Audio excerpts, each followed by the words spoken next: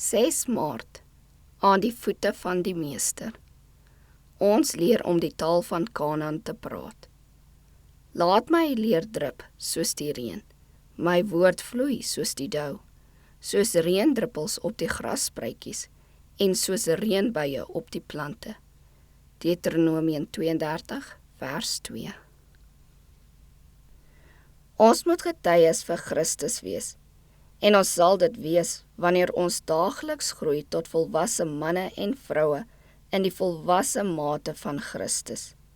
Dit is ons voorreg om daagliks meer en meer soos hy te word.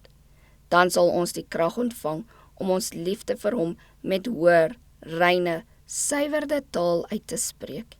En ons gedagtes sal breër en dieper word, en ons oordeel sal gesonder en betroubaarder word. En ons getuienis sal meer lewe en sekerheid hê. Ons moet nie die aardse gesinde taal aankweek en so bekend wees met die spreekvorms van die mense, dat die taal van Kanaan vir ons nuut en onbekend sal wees nie. Ons moet in die skool van Christus leer. Tog is dit duidelik dat baie mense tevrede is met 'n baie beperkte kennis van geestelike dinge, want hulle openbaar min geestelike kennis in hulle gebede en getuienisse. Ons lê minder nugtige oordeel in ons ewige belange aan die dag, as in ons tydelike aardse sake.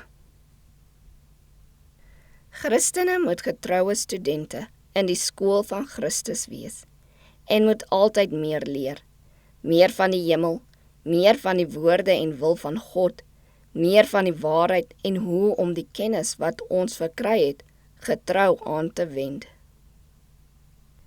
Die hoofvereiste van taal is dat dit rein en vriendelik en eg moet wees. Die uiterlike bewys van innerlike bekoorlikheid. Die beste skool vir hierdie taalstudie is tuis.